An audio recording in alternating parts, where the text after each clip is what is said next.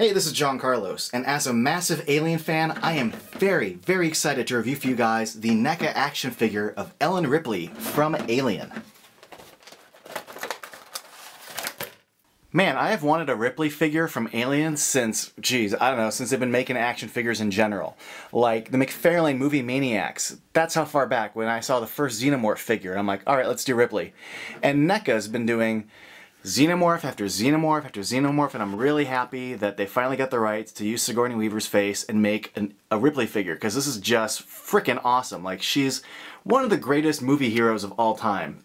I can't believe it took this long for anybody to make a proper action figure of her.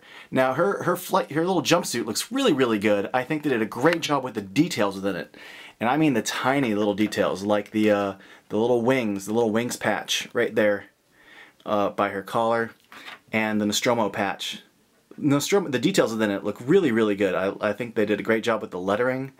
It looks great. Now the actual like implied texture of her jumpsuit looks really, really good.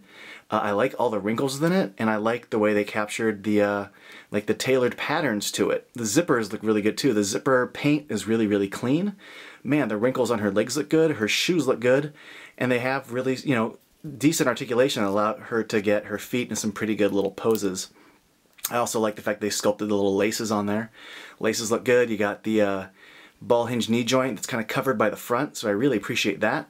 Leg articulation strong. You've got this little torso cut, which blends really well into the rest of the figure.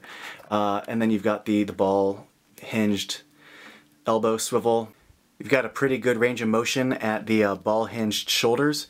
And the wrists are pretty good too. They have a decent swivel to them. And I like the skin paint here on her arm. It's like a basic just plastic arm, but they added this little bit of pink shading to it. It gives it kind of a natural little look to it. Now onto her head. Her head is interesting. There's just something, I don't know, slightly off about it. And I can't really quite put my finger on it. I think it might be the eyeballs. Because when you look at like her mouth, it's her mouth.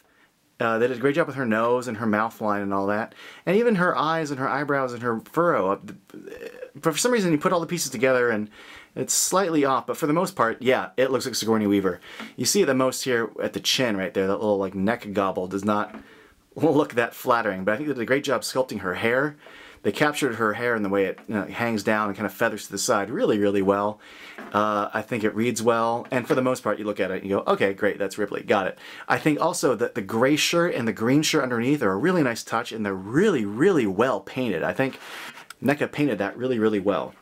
Speaking of good paint, we also got the cat Jones, and I like that Jones is an accessory because you didn't need to include it, but he's such a major part of the movie. I'm glad they included it, and he's got his own little head articulation there. Paint on it's pretty solid, and it does stand well on its own. And we have the Flamethrower, which looks really, really good. The canisters on the side look good. The little nozzle at the front looks great. I like the metal paint. I like the strap. All in all, that turned out good. All in all, I'm pretty happy with this figure. As someone who's been looking forward to a figure like this for a long time, I'm pretty satisfied with it. Despite the fact that I think the face sculpt is just a little bit off, it's just so cool to have Ripley in this flight suit as an action figure. Although I am also a little disappointed that the Flamethrower's strap sticks up so much that like it doesn't really hang down, so you have that. It's great if you want to sling it over her shoulder, but I mean, it does just sort of stick out there like that. That aside though, this figure just looks awesome standing on the shelf. I love it. Thanks for watching.